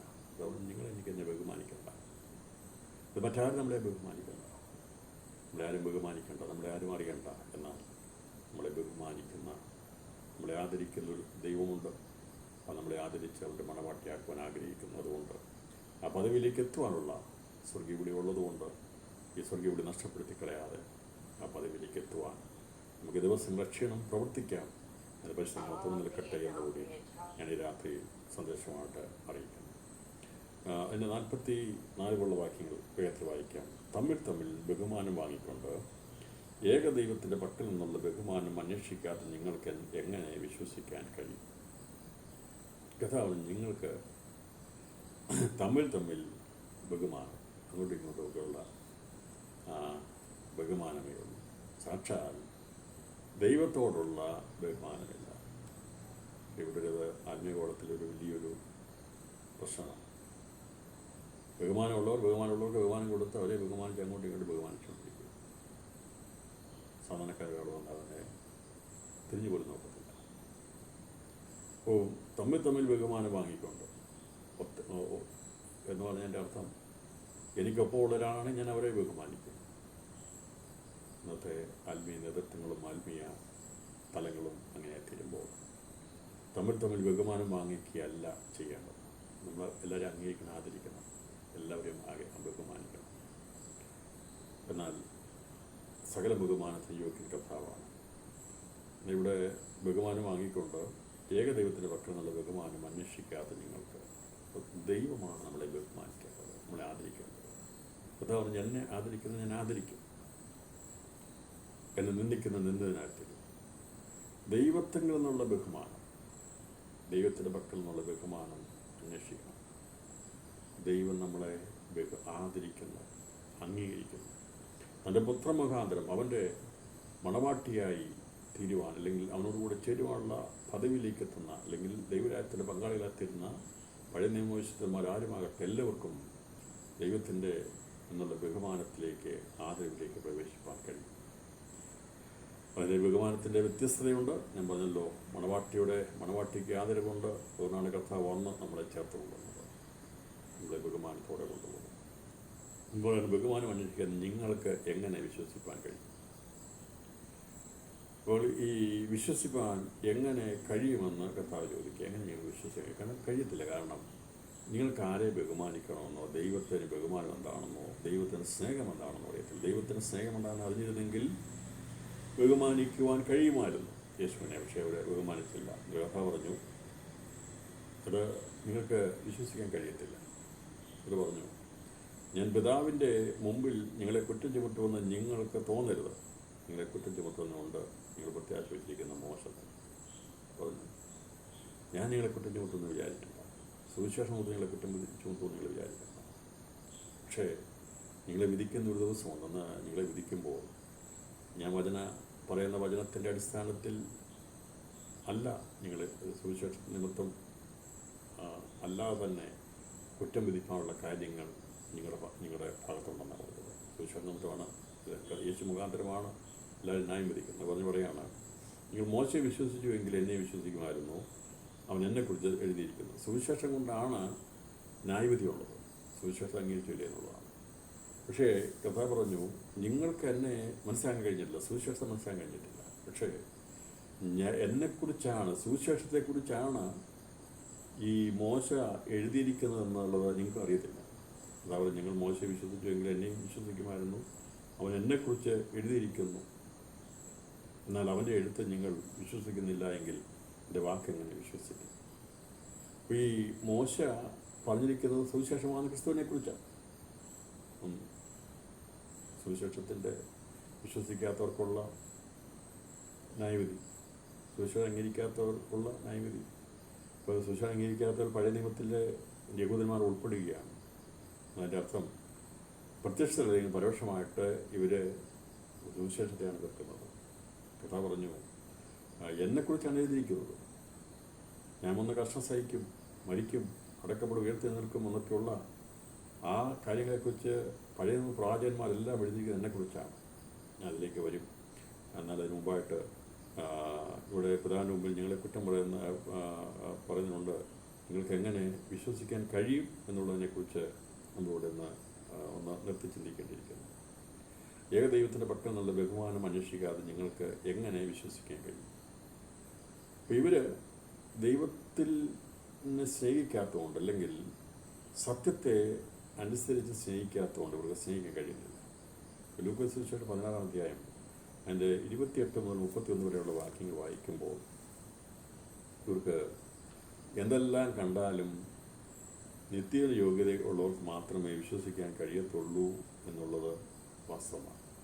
കർത്താവ് ഉപമ പറഞ്ഞതിൽ ശുശ്രൂഷ 16-ാം അധ്യായത്തിൽ നമുക്കറിയാം, ധനവാന്റെയും ദാസൻ്റെയും കരുത്തുള്ള ബന്ധത്തിൽ കർത്താവ് പറയുമ്പോൾ ഇവിടെ 27-ാം വാക്യത്തിൽ പറയുന്ന എന്നാൽ പിതാവേ, അവനെ എൻ്റെ അപ്പൻ്റെ വീട്ടിൽ അയക്കണമേ എന്ന് ഞാൻ അപേക്ഷിക്കുന്നു. എനിക്ക് 5 സഹോദരന്മാരുണ്ട്, അവരും ഈ യാതനാസ്ഥലത്ത് വരാതിരിപ്പാൻ അവൻ അവരോട് സാക്ഷ്യം പറയട്ടെ എന്ന് പറഞ്ഞു. അബ്രഹാം അവനോട്, അവർക്ക് മോശയും പ്രവാചകന്മാരും ഉണ്ടല്ലോ, അവരുടെ വാക്ക് അവർ കേൾക്കട്ടെ എന്ന് പറഞ്ഞു. അതിന് അവൻ, അല്ലല്ല അബ്രഹാം പിതാവേ, മരിച്ചവരൊന്ന് ഒരുത്തൻ എഴുന്നേറ്റ് അവരുടെ അടുക്കൽ ചെന്നു എങ്കിൽ അവർ മാനസാന്തരപ്പെടുമെന്ന് പറഞ്ഞു. അവൻ അവരോട്, അവർ മോശയുടെയും പ്രവാചകന്മാരുടെയും വാക്ക് കേൾക്കാഞ്ഞാൽ മരിച്ചവരിൽ നിന്ന് ഒരുത്തൻ എഴുന്നേറ്റ് ചെന്നാലും വിശ്വസിക്കുകയില്ല എന്ന് പറഞ്ഞു. ലൂക്കോസ് 16-ാം അധ്യായം അതിൻ്റെ 27 വാക്യങ്ങളാണ്, 31 വാക്യങ്ങളാണ് ഞാനിവിടെ വായിച്ചത്. അപ്പോൾ മരിച്ചവരെന്ന് ഒരുത്തൻ എഴുന്നേറ്റ് ചെന്നാലും വിശ്വസിക്കുകയില്ല. നമുക്കറിയാമല്ലോ, മരിച്ച എന്നൊന്ന് ലാസർ ഒരു കഥയല്ല. ബെത്യാനിയിലെ മാർത്തയുടെയും മറിയുടെയും സഹോദരനായിരിക്കുന്ന ലാസർ മരിച്ച് 4 ദിവസം കഴിഞ്ഞ് യേശുവിനോട് ബന്ധിക്കിരുന്ന വ്യക്തിയാണ്, കണ്ടവരാണ്. പക്ഷേ യേശുവിനെ ക്രൂശിക്കേണ്ട സമയമായപ്പോൾ അവിടെ ഒത്തുകൂടിയ ജാതിയുടെ കലകത്തിൽ എത്രയോ ആയിരക്കണക്കിന് യഹൂദന്മാരാ അവിടെ പങ്കാളികളായി ക്രൂശിക്കാൻ വേണ്ടി യേശുവിനെ വിട്ടുതരണം പറഞ്ഞു. മരിച്ച് 4 ദിവസം കഴിഞ്ഞ് വന്ന ഒരു ദൃക്സാക്ഷി സംഭവമല്ലേ എന്നാണെന്നത്. ഞാൻ പറഞ്ഞതിൻ്റെ അർത്ഥം, അടയാളങ്ങളും അത്ഭുതങ്ങളും കണ്ട് ആരെങ്കിലും വിശ്വാസി വരുമെന്ന് വിചാരിക്കരുത്. അങ്ങനെ വന്നാൽ താൽക്കാലികമാണ്, അതൊക്കെ വിട്ടുമാറിപ്പോകും. എന്നാൽ ദൈവസ്നേഹത്തിൽ വചനം കേട്ട് വചനം ഉൾനട്ട് ദൈവസ്നേഹത്തിൽ വീണ്ടും ജനിക്കപ്പെട്ടു കഴിഞ്ഞാൽ പിന്മാറിപ്പോകത്തില്ല, ഒക്കെ സ്നേഹമുണ്ടാകും. ക്രിസ്തുവിനെ അറിയും തോറും, വചനം അറിയും തോറും, യേശുവിനെ സ്നേഹം വർദ്ധിക്കും തോറും അവർക്ക് പിന്മാറ്റം വരികയില്ല. അതല്ലെങ്കിൽ അടയാളങ്ങൾ അത്ഭുതങ്ങളെ കാണുമ്പോൾ ഹോസന്ന പാടും, പക്ഷെ കുറച്ച് കഴിയുമ്പോൾ ഇവനെ വേണ്ട, ബറാബാസിനെ മതിയെന്ന് വിളിച്ചു പറയും, മാറിപ്പോകും. എന്നാൽ ദൈവത്തിൻ്റെ വചനം കേട്ട് നടന്ന, ദൈവത്തെ സ്നേഹിച്ച അവൻ്റെ അടിമ ശിഷ്യന്മാർ അവർ ചിതറിപ്പോയെങ്കിലും അവർ ഒരുമിച്ച് വീണ്ടും ഒന്ന് ചേരുവാൻ കഴിയാത്തത്. ഞാൻ ഈ ഭാഗങ്ങളുടെ എടുത്തു പറയുന്നത്, മരിച്ചവരെന്ന് ഒരുത്തൻ എഴുന്നേറ്റ് എന്നാലും വിശ്വസിക്കുകയില്ല എന്ന് പറഞ്ഞു. എങ്ങനെ വിശ്വസിക്കുന്ന കർത്താവ് ചോദിച്ചു. എങ്ങനെ വിശ്വസിക്കുന്നത്? ഈ തമ്മിൽ ബഹുമാനം കൊടുത്തുകൊണ്ട് ഏകദൈവത്തിൻ്റെ പക്കം നിന്നുള്ള ബഹുമാനം, അല്ലെങ്കിൽ ആ വഴി എന്താണെന്ന് അന്വേഷിക്കാത്ത, അല്ലെങ്കിൽ നിത്യജീവൻ എന്താണെന്ന് അന്വേഷിക്കാത്ത അവർക്ക് പാരമ്പര്യമേ ഉള്ളൂ. നിത്യജീവനെക്കുറിച്ചുള്ള താല്പര്യം ഇന്നത്തെ ലോകത്തിൻ്റെ പ്രധാന വിഷയം അത് തന്നെയാണ്. എല്ലാവർക്കും പാരമ്പര്യത്തോടുള്ള വലിയ തീക്ഷ്ണത, അതിനുവേണ്ടി മരിക്കാൻ പോലും തയ്യാറാണ് അല്ലേ? അന്നും യഹൂദൻ അത് തന്നെയായിരുന്നു, ഇന്നും അവർക്ക് ഭൂരിപക്ഷം അത് തന്നെയാണ്. എന്നാൽ നിത്യജീവന് വേണ്ടി അവരന്വേഷിച്ചില്ല. അത് പറഞ്ഞ കർത്താവ്, നിങ്ങളാരും എൻ്റെ അടുക്കൽ നിത്യജീവന് വേണ്ടി വരുന്നില്ല, നിത്യജീവൻ പ്രായം എൻ്റെ അടുക്കൽ വരുന്നില്ല. ഇവർ അന്വേഷിച്ചില്ല. പിതാവിനോട് ബഹുമാനം എന്ന് പറഞ്ഞാൽ, പിതാവ് നമ്മളെ സ്നേഹിച്ച് തൻ്റെ പുത്രനെ ലോകത്തിലേക്ക് അയച്ചു എന്നുള്ളത് അവർ അംഗീകരിക്കുകയും, അതെ, അവനെ തകർത്ത് കളഞ്ഞത് നമ്മളോടുള്ള സ്നേഹത്തിലാണ്, നമ്മളെ ആദരിച്ചിട്ടാണ്, നമ്മുടെ മുഖത്തെ ആദരിച്ച് നമ്മളെ വിടുവിക്കാനാണ് എന്നുള്ളത് മനസ്സിലാക്കിയിരുന്നെങ്കിൽ ആ സ്നേഹത്തിൽ അവനെ ബഹുമാനിക്കുമായിരുന്നു. അതൊക്കെ ചെയ്യാൻ കഴിഞ്ഞില്ല. കർത്താവിൻ്റെ ബഹുമാനം അന്വേഷിക്കാതെ ഞങ്ങൾക്ക് പിതാവിൻ്റെ പക്കൽ നിന്നുള്ള ബഹുമാനം എന്ന് പറഞ്ഞാൽ, ദൈവത്തിൻ്റെ പക്കൽ നിന്നുള്ള ബഹുമാനം നിത്യജീവനാണ്, അതിനുള്ള തേജസ്സിൻ്റെ വഴികളാണ്. ദൈവം നമുക്ക് നൽകുന്ന നിത്യജീവൻ, അതിനായിരിക്കണം പ്രാധാന്യത കൊടുക്കേണ്ടത്, പാരമ്പര്യത്തിനല്ല. ഇന്നും ലോകത്തിൽ എത്രയോ സ്ഥലങ്ങളിൽ യുദ്ധങ്ങളും ലഹളകളും പ്രശ്നങ്ങളും ഒക്കെ ഉണ്ടാകുന്നത് നിത്യജീവന് വേണ്ടിയിട്ടല്ല. അതൊക്കെ അവരുടേതായിട്ടുള്ള സ്ഥാപിതമായിരിക്കുന്ന താല്പര്യങ്ങൾക്ക് വേണ്ടി, അതിനു വേണ്ടിയാണ് ഈ ലോകത്തിൽ കടിപിടി ഉണ്ടാകുന്നത്, യുദ്ധമുണ്ടാകുമ്പോൾ പരസ്പരം കൊന്നു കളയുന്നത്. എന്നാൽ അവരാരും തന്നെ നിത്യജീവൻ അന്വേഷിക്കുന്നില്ല. ഈ ലോകത്തിൻ്റെ അതിർത്തികൾക്ക് വേണ്ടി, സ്ഥാനങ്ങൾക്ക് വേണ്ടി, മാനങ്ങൾക്ക് വേണ്ടി, അതിന് പലതിനും വേണ്ടി യുദ്ധങ്ങൾ നടക്കുന്നു, കലഹങ്ങൾ നടക്കുന്നു, കത്തുകൾ നടക്കുന്നു. ഇതെല്ലാം നടക്കുമ്പോൾ ഒരാരും നിത്യജീവൻ അന്വേഷിച്ചിരുന്നെങ്കിൽ, കഥാ പറഞ്ഞത്, നിങ്ങളത് അന്വേഷിച്ചിരുന്നെങ്കിൽ ഞാൻ വിശ്വസിക്കുന്നത്. ഈ തിരുവചനം കേൾക്കുമ്പോൾ നമുക്ക് ദൈവത്തോട് പറയാൻ, കർത്താവ്, ജാതികൾ കലഹിക്കുകയും വ്യർത്ഥമായി ചിന്തിക്കുകയൊക്കെ ചെയ്ത് അവരെന്തിനു വേണ്ടിയാണ് ഈ ദിവസങ്ങളിൽ അതിനുവേണ്ടി കലഹിക്കുന്നതും വ്യർത്ഥമായി ചിന്തിക്കുന്നതും ചോദിച്ചാൽ അവർക്കതിനെ അറിയത്തില്ല. ലോകത്തെ അനേകർ ജീവിക്കുന്ന കഷ്ടതയോടെ വളരെ കഷ്ടപ്പെടുന്നു. എന്തിനു വേണ്ടി ചോദിക്കുന്നതിൽ ജീവിതത്തിൽ വന്നത് അവസാനിപ്പിക്കുന്നുണ്ട്. അനേകർ അവരുടേതായിട്ടുള്ള സ്ഥാപിത താല്പര്യങ്ങൾ സ്ഥാപിക്കാൻ വേണ്ടി എന്തെല്ലാം വിഷയങ്ങളുണ്ടാകും. എന്നാൽ നിത്യജീവനുള്ള ബന്ധത്തിൽ അങ്ങനെ ഒരു യുദ്ധത്തിൻ്റെ ആവശ്യമില്ല. അങ്ങനെയൊരു വിഷയങ്ങൾ അല്ലെങ്കിൽ സംഘടിത ശക്തി ഉണ്ടാക്കേണ്ട ആവശ്യമില്ല. സംഘടിതമായിട്ടല്ല നിത്യജീവൻ പ്രാപിച്ചെടുക്കേണ്ടത്. മറ്റു പലതും നേടിയെടുക്കാൻ വേണ്ടി സംഘടിത ശക്തികളാണ്. ഇവിടെ ദൈവസഭ സംഘടിത ശക്തിയായി നിന്നുകൊണ്ടല്ല പോരാടി നിത്യജീവനെ വാങ്ങിച്ചു കൊടുക്കുന്നത്. അങ്ങനെയല്ല. നമ്മളാ കൂടി കുറേ ആൾക്കാരെ പിടിച്ച് വെച്ച് യേശുവിനെ അംഗീകരിക്കണമെന്ന് പറഞ്ഞ് അവരെ അടിച്ചേൽപ്പിക്കുകയല്ല ചെയ്യുന്നത്. സംഘടിത ശക്തിയോടെയല്ല സുവിശേഷം അറിയിക്കുന്നത്, വ്യക്തിപരമായിട്ട്. സുവിശേഷം അല്ലെങ്കിൽ നിത്യജീവനോടുള്ള ബന്ധത്തിലുള്ളത് സമാധാനമായിട്ട് മാർഗത്തിലൂടെയാണ്.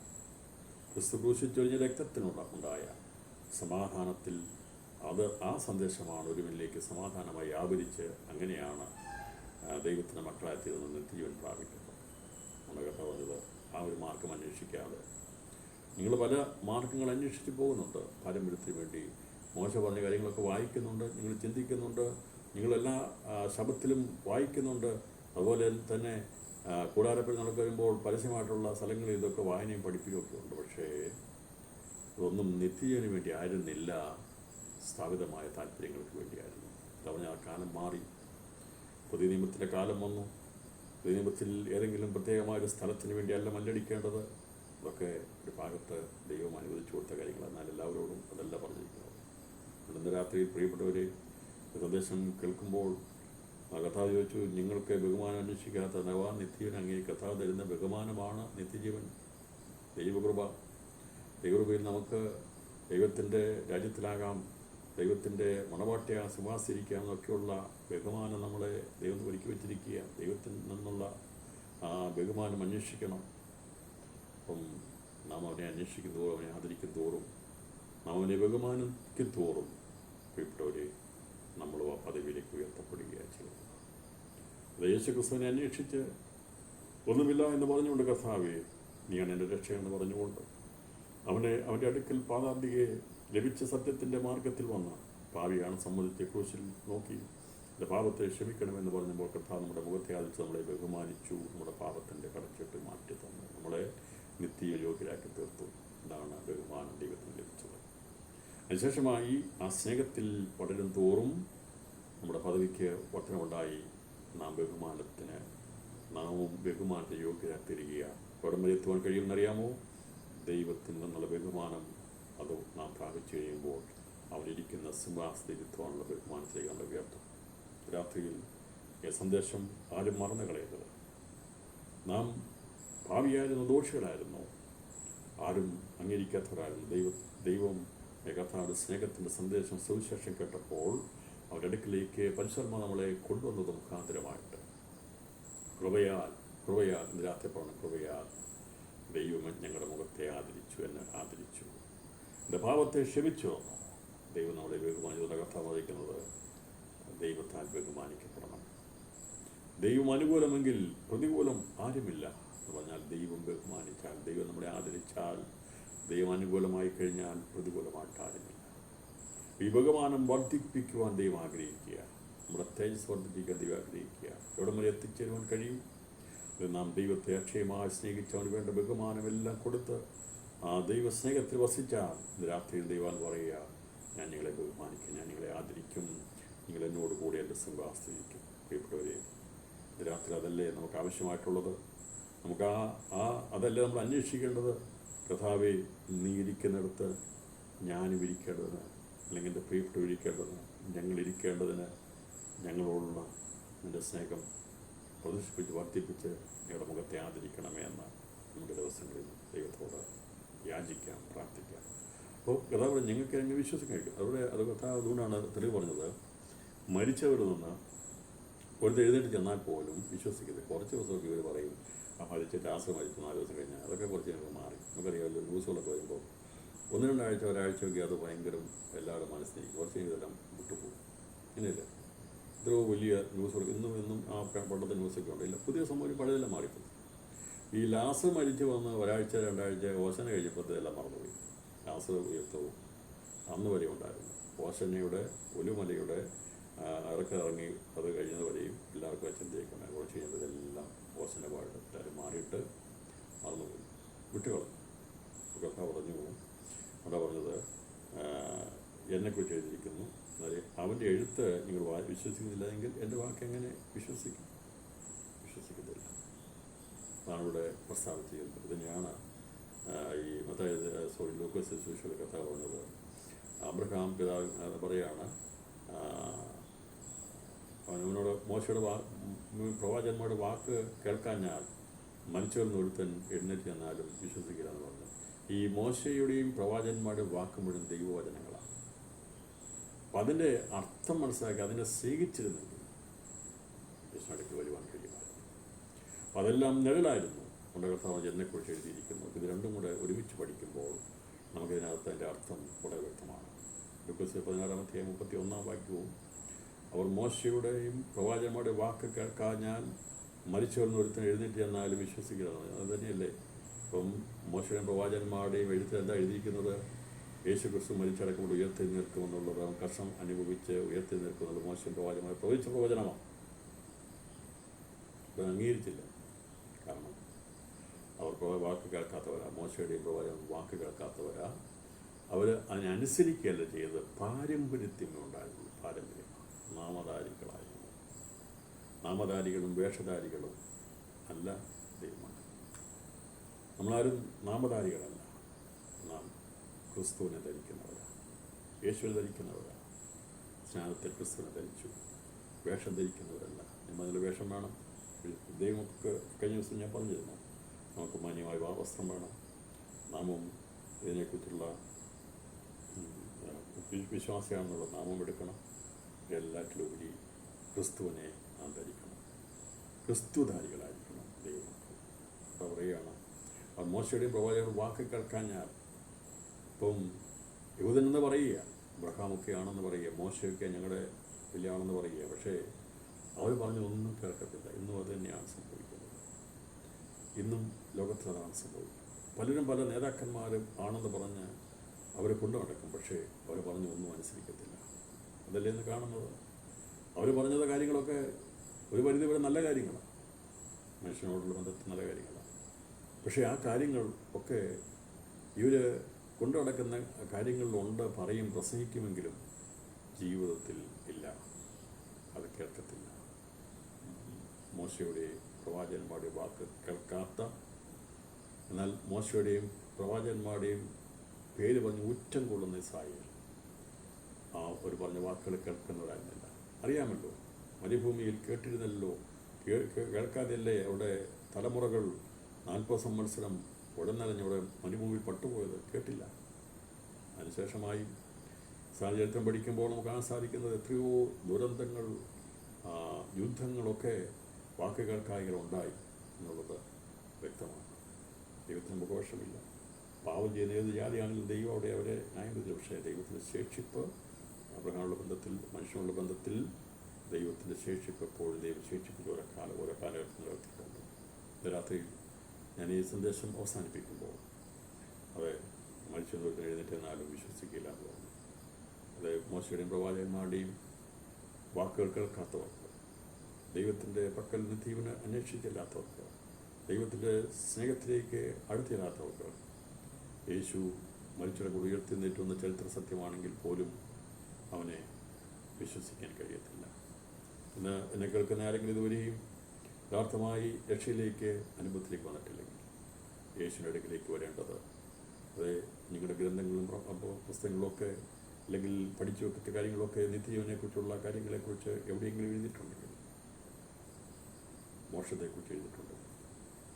ഒരു മരണാനന്തര ജീവിതത്തെക്കുറിച്ചുള്ള കാഴ്ചപ്പാട് ഉണ്ടെങ്കിൽ അതിനൊരു മാർഗം യേശു ക്രിസ്തുവാണ്. അവൻ്റെ അടുക്കൽ വരുന്നത് ആ മോക്ഷത്തിന് വേണ്ടിയാണെങ്കിൽ അവരെ തേടി ദൈവത്തിൻ്റെ ആത്മാവിത്വമാനിടെ എത്തിരും. അത് പാരമ്പര്യത്തിൻ്റെ വക്താക്കളായി മോശയുടെയും പ്രവാചകന്മാരുടെയും വാക്കുകളെ അംഗീകരിക്കാതെ ജീവിതമില്ലാതെ അവരതിൻ്റെ വക്താക്കളാക്കി പാരമ്പര്യത്തിൻ്റെ ശക്തികളാൽ നിന്നപ്പോൾ അവർക്ക് ആരെയും സത്യത്തെ അംഗീകരിക്കാൻ കഴിയാതെ പോയി. ഇന്ന് രാത്രിയിൽ പ്രിയപ്പെട്ടവരെ, നമ്മളങ്ങനെ ആകാൻ പാടില്ല. ലോകമേ, യേശുവിൻ്റെ അടുക്കൽ വരുന്നത് മരണാനന്തര ജീവിതമുണ്ട്, നിത്യജീവനുണ്ട്. അത് നൽകുവാൻ യേശുവിന് മാത്രമേ കഴിയത്തുള്ളൂ. അവനാണ് മറുപടിയായി തീർന്നുള്ള ആ കാഴ്ചപ്പാടാണ് ദൈവത്തിൻ്റെ അടുക്കൽ അന്വേഷിക്കുമ്പോൾ മനസ്സിലാക്കുന്നത്.